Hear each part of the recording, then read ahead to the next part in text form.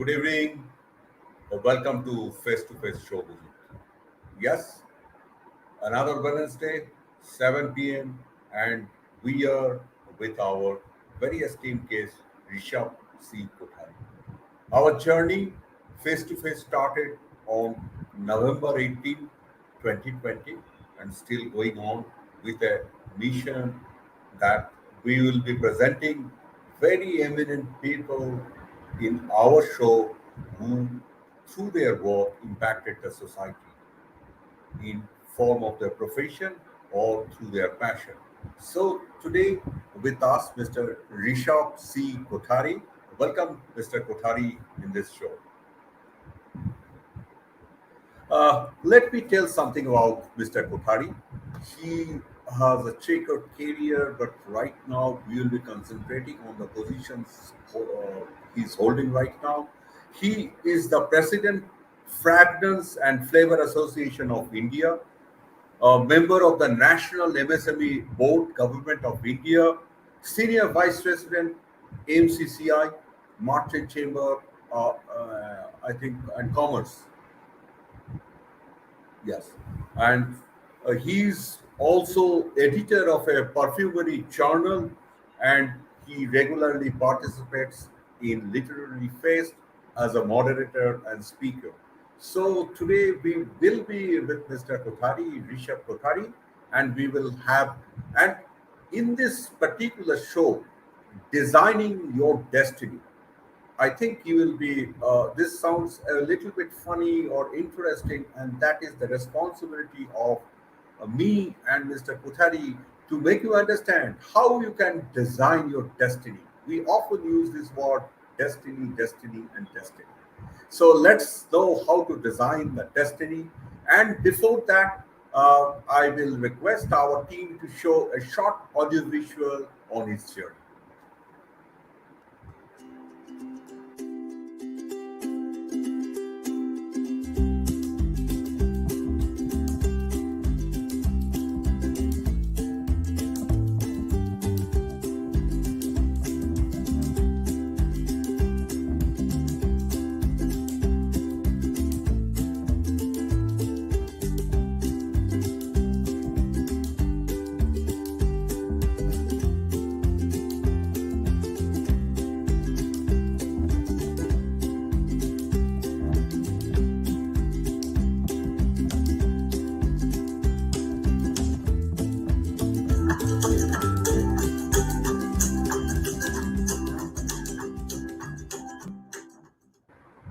Yes, entrepreneur and heartfulness mediation trainer. We will know all the stories in this show. Welcome, Mr. Kothari, once again. Uh, our show name is Designing Your Destiny. So that is the show name, and what I could gather about you. I have introduced you, and I know you are also associated with many other things. So let's have your opening statement in this show. Thank you, Mr. Mahapatra. First of all, thank you for having me on this very interesting show. As you just mentioned, it's been almost a year we've been having it, and I'm really grateful for this invitation. And of course, a very good evening to all the people who are watching this right now live. And of course, in the times of social media, there is more things happening post the live session. So, a very good evening to everyone who ever tunes in at whatever time. So, coming to the session subject, designing your destiny. When we discussed about how what we would like to talk about, I think the reason why this particular statement resonates in my heart a lot is because I think as a society in India, there is a lot of centralized belief towards destiny, and it is almost as if everything is written for us, and there is something already in store for us. But I think whatever we are today, whatever we have been able to achieve or become, or whatever stage we are in, is somewhere we have been able to contribute to its creation. If we believe in the karmic theory of the Sanatan Dharma, you are a product of your past karmas. What we call the fact that you have or you have your past karmas, and what you're living right now is the bhog of that samskara or the past karma. And of course, in Sanatan Dharma, we talk about this karma or samskara from various lives. It's not no longer uh, subject to one simple life. You could be in various lives. So when we hear stories about Mahabharata or something happened 38 lives back, or for example when they talk about Bhishma and why he was on the uh, the bed of arrows, because more than 100 lives back he had done this. Whether we believe it or not, the point here is whether we look at 100 lives back or even 100 minutes back, in some way we are contributing to what we are today, whether it is education, whether it is personality, whether it is whatever we have done with our lives.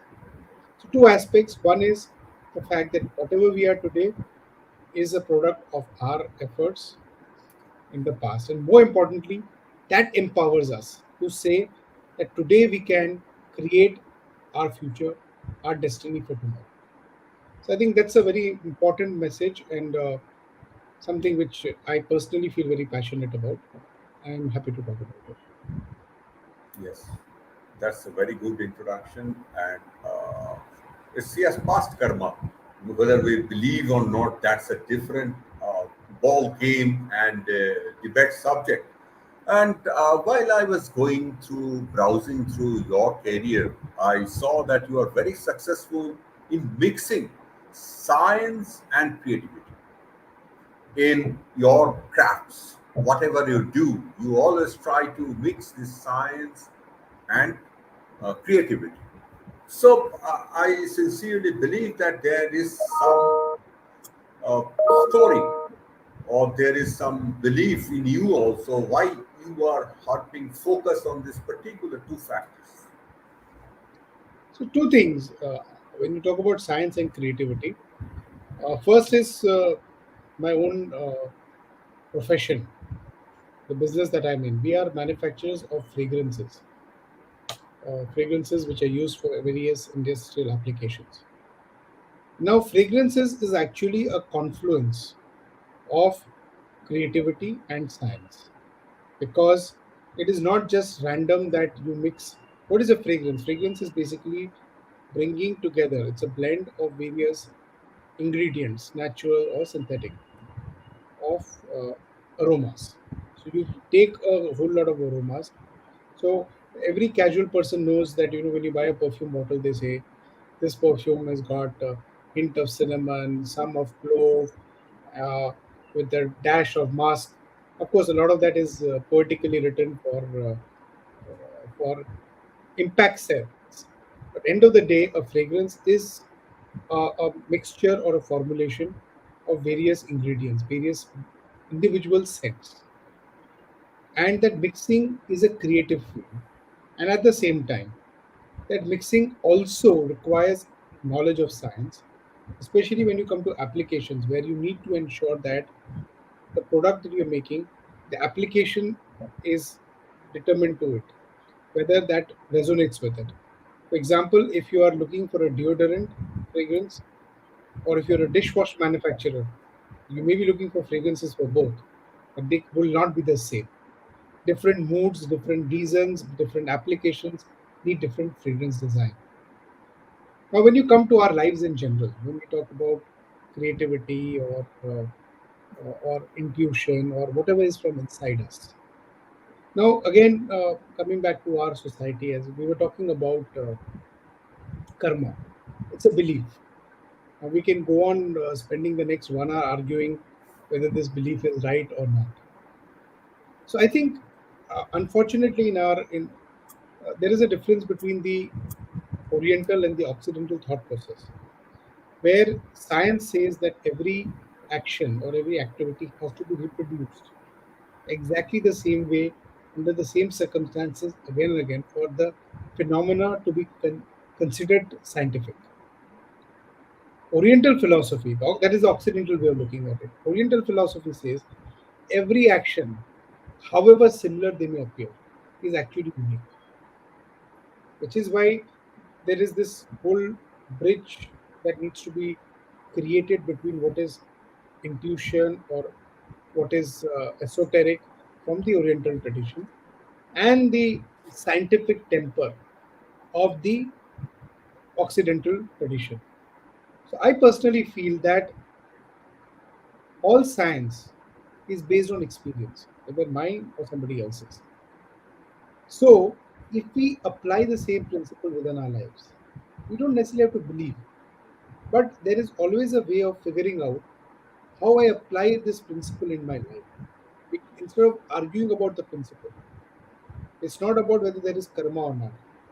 But we all know that if I do hard work, it will pay off. There is cause, there is effect. Now, karma talks about cause few lives before and effect today. We don't necessarily have to believe it. But if we still believe in the concept of cause and effect, we will believe in the cause of in the concept of karma. I do and I will get a result for it. So if we create that sense of inquiry, that sense of scientific temper in whatever we do, and that is the approach I have even in the spiritual path that I follow, which is a very important aspect of my life, which is the heartfulness meditation, of which I'm a trainer on. And that is what attracted me to heartfulness. Because again, it spoke about every individual becoming a scientist on himself. Experience, understand, and figure out.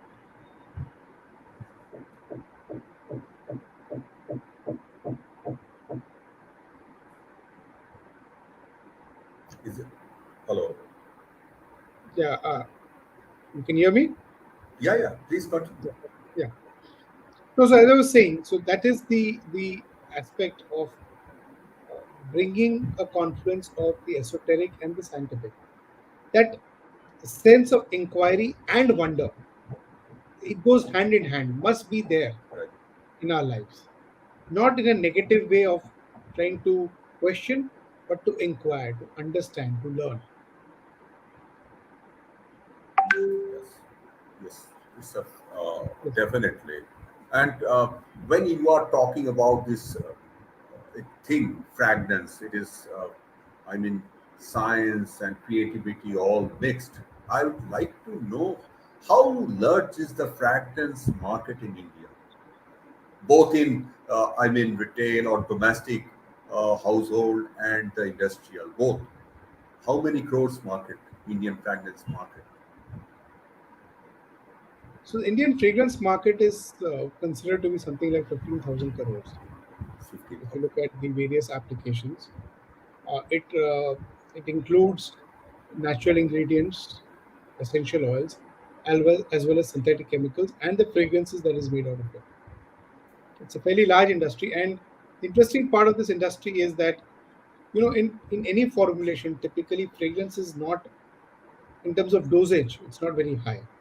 So if you're taking a toilet soap, the dosage is just less than 1%. If you're taking a detergent powder, the dosage is actually less than 0.2%.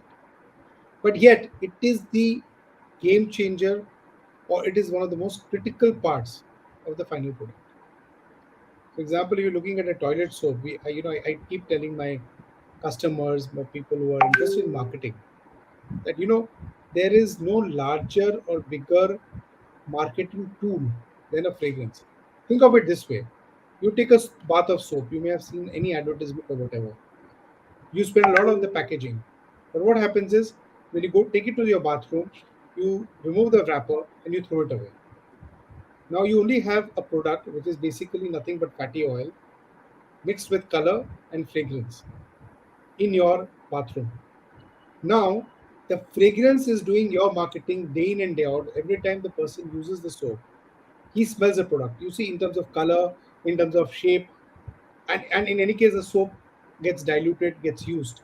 So even if you give it a unique shape or whatever, in a week or so, it's not going to retain that shape anymore. The colors are not going to be unique. So, what is your marketing tool in that toilet soap every single day when Soumyajit Babu or me or anyone is going to the bathroom? It is a fragrance. So, fragrance is actually the marketing ambassador of your product day in and day out in your bathroom. I can give you ample number of similar stories of how a fragrance is a game changer. And I'm not saying this because it's a product I'm involved in, but if we look around us, we will realize that it is the key differentiator between two products in a very cluttered market. Right, right. Yeah. Uh, uh, we use this term entrepreneur, and definitely when you have come to this show and you are also involved in the MSME, you are personally an entrepreneur. So, what is your experience? How you see it? Was it very smooth or it was very stormy, tough?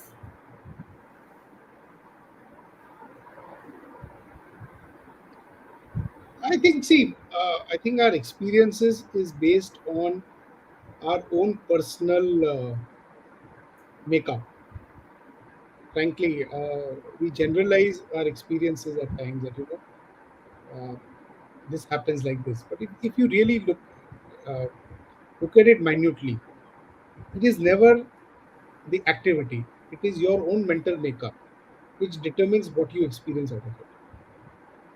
So I don't. I'm personally not a big fan of generalizations.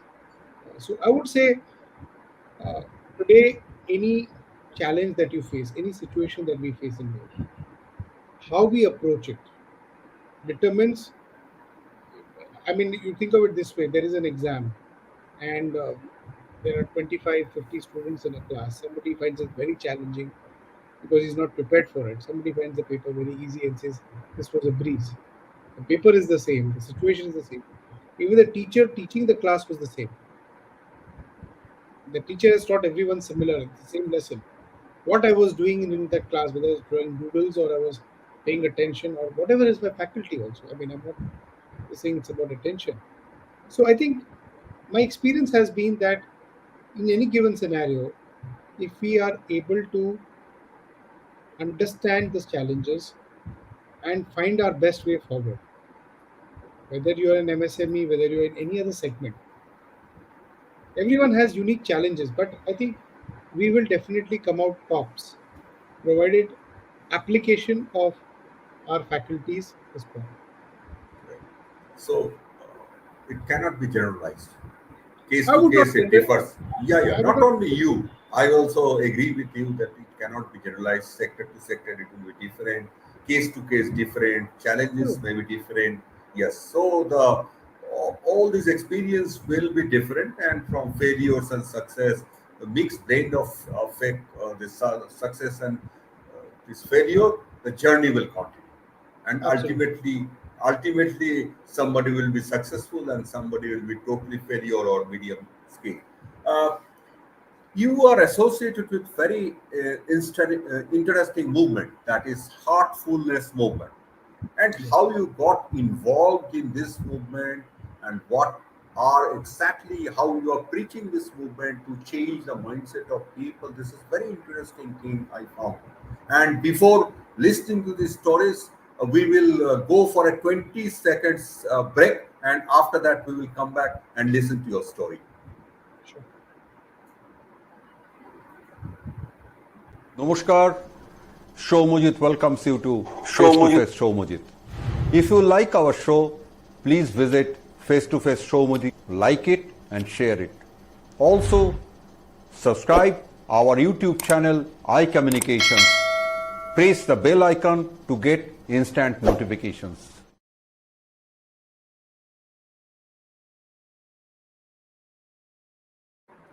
We are back again. Welcome to this face to face. And let me take you to that question where took the break. That heartfulness movement, how you got involved in this movement, and how this is being preached, and how it helps people to gain something. Well, it's a very interesting question, Vedant. This is something I'm very, very personally passionate about. So heartfulness movement is actually a very old movement. It has been around for more than 7 decades. In fact, uh, since 75 years. There is this practice. It was started. Its roots are in India, but today it is present in 160 countries globally, and there are millions of practitioners. It is a totally free practice of meditation. Uh, and why heartfulness is because in our lives, the real essence is centered around the heart. Even when we talk about people, when we talk about practice, we say this is a kind hearted person, this is a warm hearted person, he's a cold hearted person. The primacy of the heart in our existence is of paramount importance. So, this movement, this practice of heartfulness, it is offered free of cost to one and all. And we have more than 13 to 14,000 volunteers, like I am a volunteer of this movement, who give their time to teach others this free practice of meditation. Why is it free? It is because perhaps there's some things which cannot you cannot put a price on them. Can you really put? I mean, even when we are paying a doctor, can we really put a price on the health that he is able to give us? He may be able to help us with removal of sickness. At the end of the day, health has no price. So this is a game-changing practice. It's a very practical approach towards living a balanced life. It is described like this that we as individuals, say for example, you take an example of a bird who has two wings and he or she is flying. You have the material wing and the spiritual wing. You have the outer life and the inner life. Whatever opposites you may want to use. But we need to balance. Think of a bird which is flying on two wings. And if one wing is not strong, is stronger than the other, or there is no balance, that flight cannot be smooth. So today you have that situation around us where people with all the wealth in the world are yet unhappy. The most educated people commit suicide. Today, people who you think may have everything in life are in depression. Today, the pandemic has taught us so many truths about our lives which we have truly neglected. How mental health has become such a big issue in the pandemic, for example. How people surrounded by people are yet lonely. So these are aspects of life which perhaps in our quest for outer glory, outer wealth, outer achievement, outer acquisition, we have neglected. So heartfulness is not about gaining something; it is about becoming something. It is about creating that balance in your life. So if you, and it's a very simple technique of meditation, which can be followed by anyone, and there is no distinction of caste, creed, gender, sex, age, nothing. Any adult, because you must know what you're doing. So I would say any adult, say even a 15-year-old, anyone above 15 can practice it and actually experience that balance for themselves.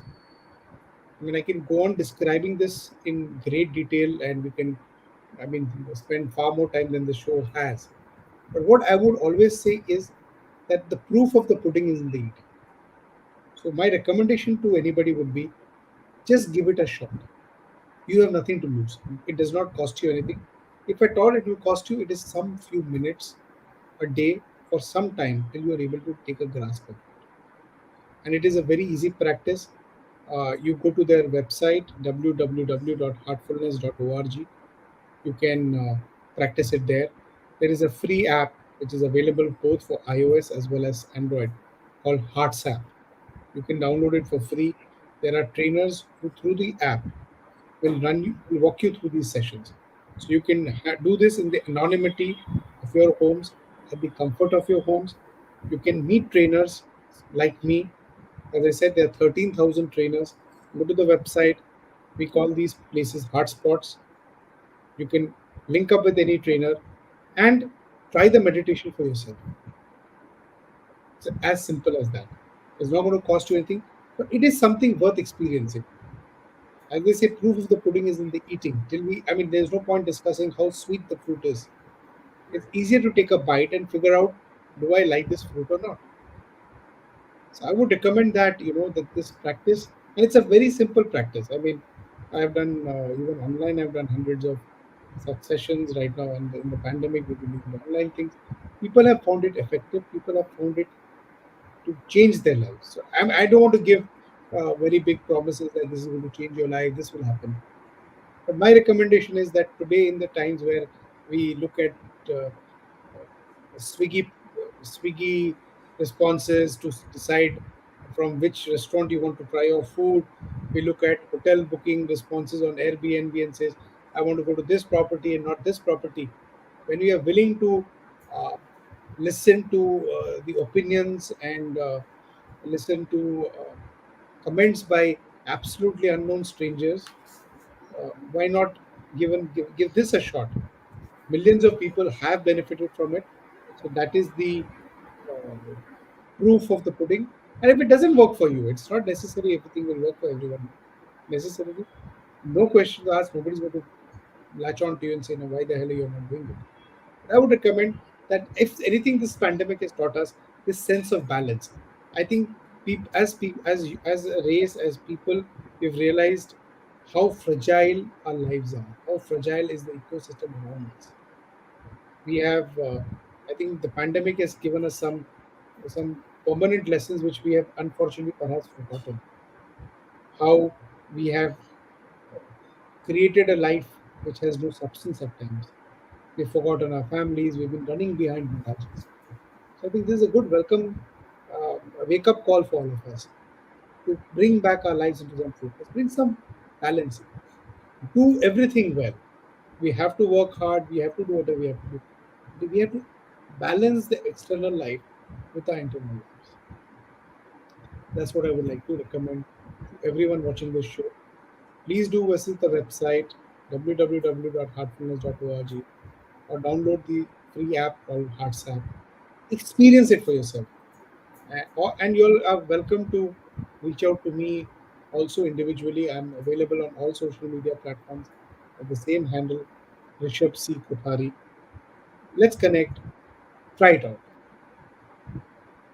Right. So the crux of the whole thing is that you need to have a balance, and this pandemic, this disastrous pandemic, has given us a lesson how to balance our life. If you don't have money, food, even you have to balance your life. If you don't have money, you have to cope somehow जो life को चलाना है ऐसे करना है तो this is the crux of our discussion and another passion area of you that you have been participating, you are writing in several journals. Also, you are the editor of a perfumery journal, and you are participating in different literary fests as speaker and moderator. So, what are the contents of the literary feast or the journals? What is your passion area? So, Mr. Mahapatra, when we were talking about designing our destiny and things like that, we all have interests in life. And at a very early age, I was very sure that while I would love to make money, I would love to do well in my industry and things like that. We have eventually one life, and which direction we want to take it or what we want to do and achieve is in our hands. So, personally, I chose not to be just a money making machine. I loved literature. I loved reading. I loved books at a very early age. I thank my parents for introducing me to this habit of, my father used to get me all the comics, starting from Amar Chitra Katha to Tinkle to we we we grew up in an environment where we were encouraged to read, and it was a passion which I developed at a very early age. So all kinds of literature was something which was fascinating by me, whether it was fiction, non-fiction. It was always something which was I was very interested and passionate about. That extended to writing also. Um, we had, I was in a missionary school called Don Bosco, and we were blessed with some very very erudite and some very good teachers who imbibed in us that culture, that interest in writing, that interest in language per se. So I used to write short stories. I have contributed to various publications, even children's publications when I was a child. And then I got the opportunity when I about perfumery, the journal that I edit right now It's called a journal. It's a perfumery journal which I edit. And before that, I was contributing to a magazine called Heartfulness Magazine, which is a again something which is available for free download online. Unfortunately, I don't have the time today to contribute much to it. But for the long time, I was working in that magazine. It's a lifestyle magazine. It's got articles on wellness. It's got articles on tips on life, how to live a better life, interviews with some very very interesting people from the world over. So again, that magazine I was working with. So that connection and interest with literature, with literary things, was always there, and that kind of extended to what is today the holy grail of all literature, which is the literary events. So having made some friends and having made some relationships, various people invited me. Why don't you moderate this session? Uh, why don't you be a panelist on this session? And I've been fortunate that some people, including your good self, have found me worthy to, be on such platforms to just share some things or share my views on various things. So that is how I have been able to be associated with the literary world. I have made some very good friends with some of the biggest names in literature in our country. I have been awestruck, fanboy of so many names when I meet them on one in various literary festivals. And it is so wonderful that India has this vibrant culture. Every city has not one but two literary fests. All the metro cities have one or two literary fests. Every Plus there are so many smaller areas, things you would not even imagine. There are niche festivals. I have also I have the opportunity of being on the board of what I would consider one of the most prolific literary festivals of the country, which is the Kalinga Lit Fest. I mean, almost ever since the lockdown, Kalinga, my friends at Kalinga would have done more than 150 online events, bringing together a melting pot of all kinds of literary personalities of all walks of life to share their stories on literature. So I think this is a bond which has been inculcated in me since childhood and is likely to go with me to my grave. This passion and this interest and this affair, you can say, with literature. Right. So, life, you have seen the life, or you are trying to see the life from different perspectives, from different dimensions. That's good. And let us come to the basic title of the show, Designing Your Destiny. So, what is your advice to the teenagers or the just people who are growing up, that how they can design their destiny, whether education is the main thing or this heartfulness practice is the main thing, or their focus on literature, how? So I think the most important aspect when you talk about designing your destiny is that you believe that you have things in your hand. Your tomorrow will be created today. It is in your hands. So don't lament. Yeah. uh, First of all, don't lament the past, which is why you are where you are today. It is not important. But one thing is certain: you can today determine where you're going to be tomorrow, which is your destiny. What you do today is what you're doing. What you do today is designing that destiny of tomorrow. So it doesn't matter which field one wants to be in. We have to learn to be passionate. I mean, I really love this statement by Swami Vivekananda. It says, "Give me men of passion." We have to have that sense of passion within ourselves. It doesn't matter what our goals are, it doesn't matter what our dreams are. We have to create that passion within ourselves to be able to realize those dreams. So when we say designing your destiny, you have to believe in yourself. You have to believe in the destiny that you want to create for yourself, and then you have to work hard, which is the designing part. So dream big, but also work hard towards achieving those goals. So I will not say I think life is a full package. You really can't split it up and say this is for this part is life, this part is for education, this is work, this is my family, this is literature, literary event or interest, this is spiritual or heartfulness interest. It's a combination of everything. I think life in its balance is when that we are able to balance, bring that sense of balance in everything that we do. There is a time for everything. There is importance to everything, and we have to give the adequate amount of importance and effort to everything that we do in life. And if and we may fail, but I would not say failure is absolute. Every failure is actually a lesson for us. Every failure is a stepping stone to the next effort that we make. So we have to have that openness, we have to have that confidence in ourselves, and we have to have that self belief that yes, I am going to do this. And at the and life is a journey. We will, I mean, rather than focusing on the goal, focus on that journey and see how you can make it productive. Am I more productive today than I was yesterday?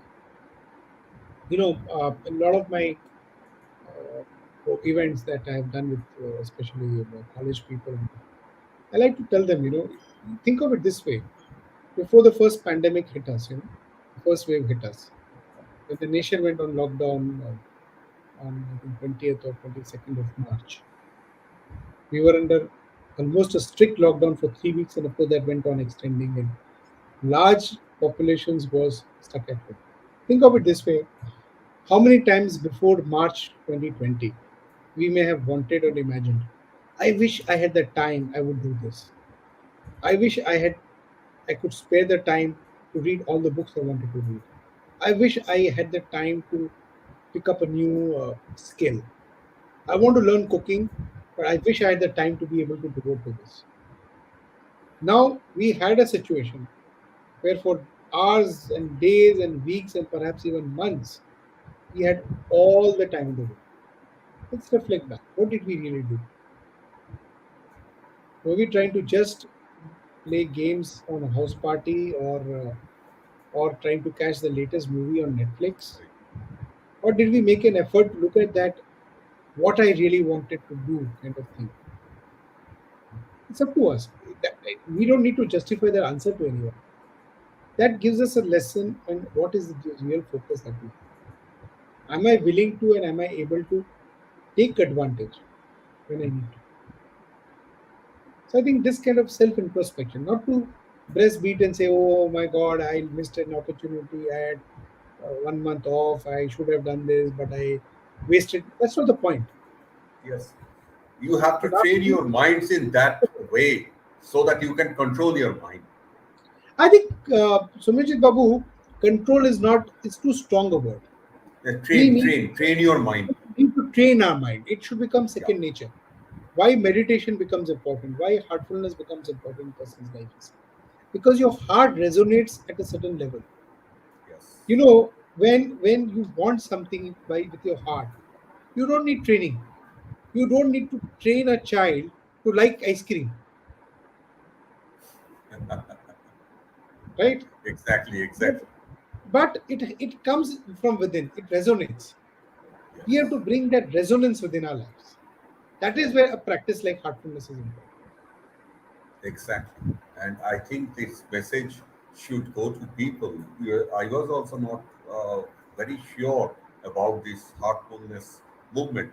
So, a lot of talks like these and other journals, if carry the news, people will be benefited. And we have been discussing very seriously on these issues, but the way you told this thing in a very lucid style is fantastic. But personally, I love to know one thing, that you love travel. And what is your most, loved destination if you are allowed to travel freely right now? What will be your destination? Well, it may sound repetitive and perhaps even boring. They go on harping about heartfulness, but I would use this opportunity to invite everyone. So we have a very beautiful ashram or a What's that? meditation retreat center in the outskirts of Hyderabad. अच्छा. Uh, it's a place called Kana Shantivanam, not to be Kana. confused. Kana Shantivanam, अच्छा. not to be confused with Kana Reserve, which is in No, Madhya no, no. Pradesh. This is near on the outskirts of Hyderabad. It's a beautiful, almost nature. Uh, you can identify with the nature. It's a large property. In fact, we last year inaugurated what is the world's largest meditation hall. It can seat 1 lakh people at the same time. Amazing. So it was 1 lakh people at the same time. It was inaugurated by the President of India, Sri Ramnath Kovind. In fact, we came for ours. It was also the platinum jubilee of the mission. So Kovind came for the inauguration, and the valedictory event 1 year later was addressed by Prime Minister Modi ji for this organization and this practice. So I have spent, I don't know, I mean, huge number of days till I was allowed to travel. I was in Hyderabad in this meditation center almost every month. But I would recommend anyone looking for just a break or retreat, look at this place because, you know, having traveled the world, having seen the mountains and the seas, of course, every place is unique. But again, coming to the first statement I had made initially when we started talking, it is not the place, it what it does to you, what resonates within you, which is important.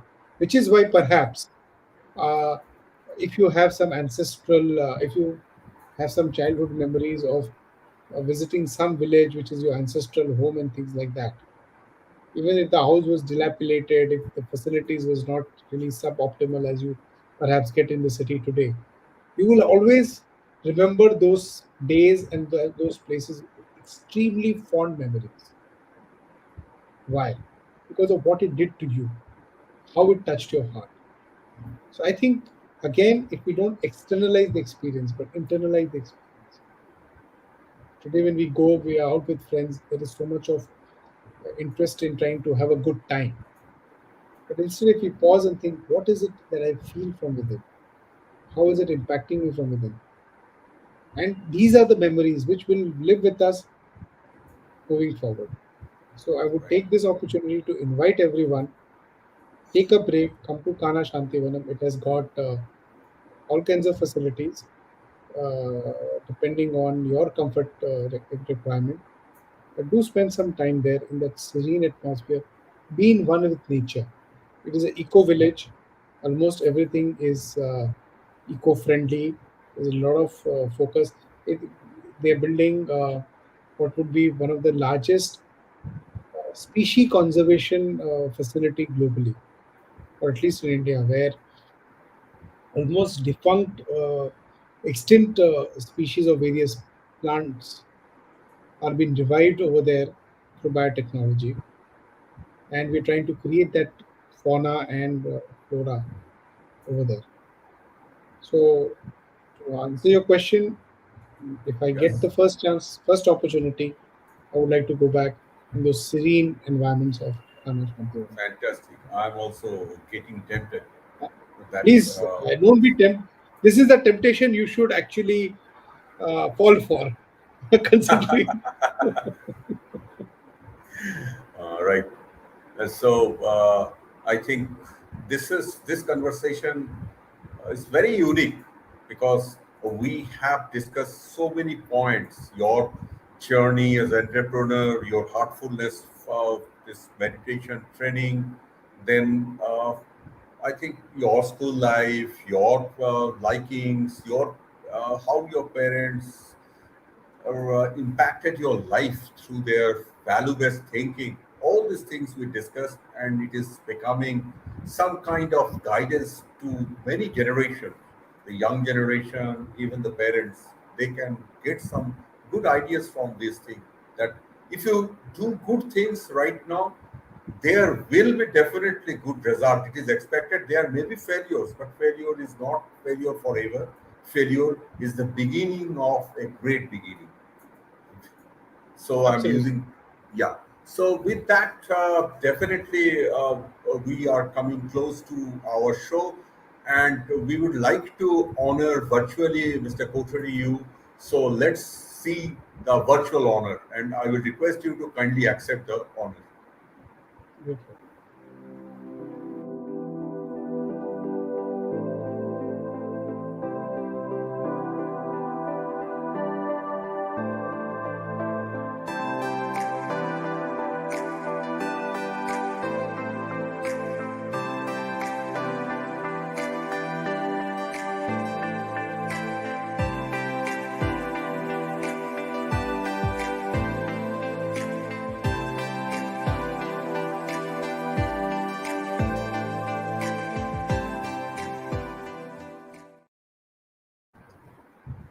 Thank you very, very much.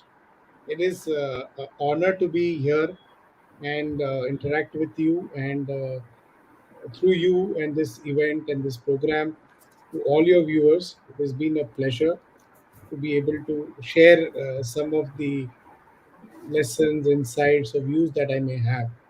And I really hope that if somebody is benefited, I think that's the most important thing in life, because it's about all sharing.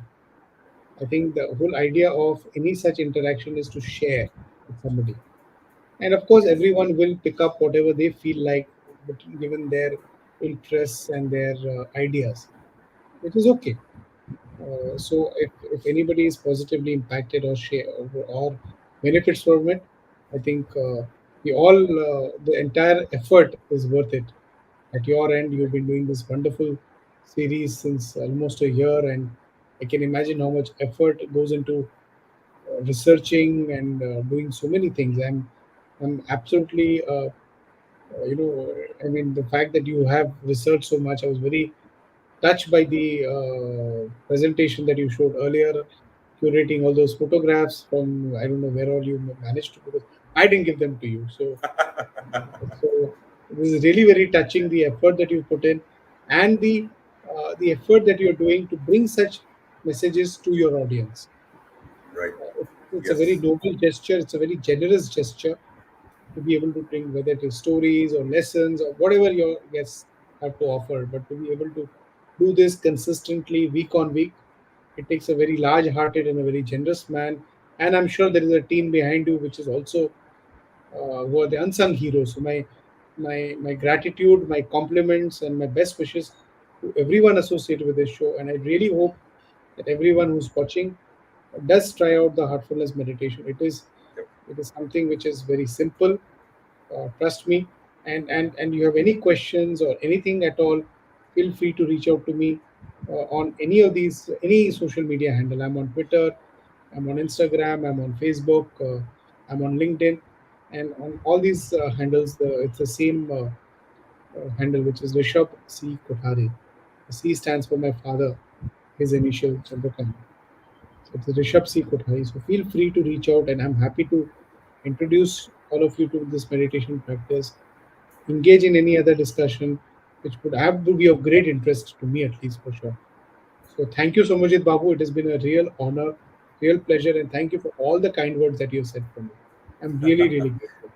I'm also touched because we have been doing a lot of things. We are bringing social reformers.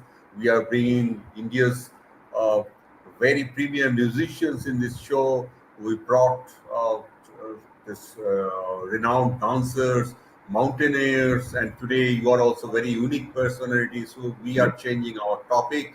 We are not in a single track, mono track. We are in a diverse track. We are educating our audience. You are telling that we have to educate constantly, handshake with people. So that task I am doing. In Bengali, there is a proverb: "ঘরের খেয়ে বনের মোষ তাড়ানো." আপনি কলকাতার ছেলে, ডন বস্কোয় পড়েছেন, so you understand well. So I am doing that thing We, and I'm we are, enjoying that thing. I am a Kolkatan and I'm a Bengali by choice. Yeah, Some I people are know. by birth, but we are Yes, by choice. I've been born yes, here, yes, and yes. been blessed to be born in this land of literature and culture, and more importantly, the saints, to be able to be in this land. But the important thing is not about where we come from. What are we doing to preserve it, live up to it, and perhaps make it bigger? That is what is important. There is no point sitting and you know, living in the glow of afterglow of past glory. If if Right. if if we are We we are should not blessed to be bask in the in the land of glory of past. if we are blessed to be born in the land of Swami Vivekananda, let us also live up to his ideals and perhaps do things that he will be proud of, rather than just be happy that we have Swami Vivekananda from our land or we've been born in that land. It is wonderful, but it is not enough. It is Right. just the beginning. It is definitely not the goal. Yes. So So thank you very much, sir. yeah, and And thank my you compliments formally. again all the people behind the screen. It's just two of us on the screen, but I'm sure there's a large effort which is going on behind. So the unsung heroes of this show, who may not Thank be you. face to face with us, but my Right. gratitude to all of you. Thank you, Mr. Rishabh C. Kothari. And thank you, our audience, that every Wednesday at 7 p.m. you tune and you encourage us and you just tell us what kind of interest you are having. And that way, we are bringing our guest here. And we will not say guest; they are the ambassadors of our society. They are bringing changes in the minds of people, mindset of people, and constantly this exercise is being done from this forum. With that, good night to Mr. Kotri and good night to our audience. Please tune to next Wednesday at 7 p.m. With that, signing off from Face to Face Show, Mujib. Namaskar. Thank you.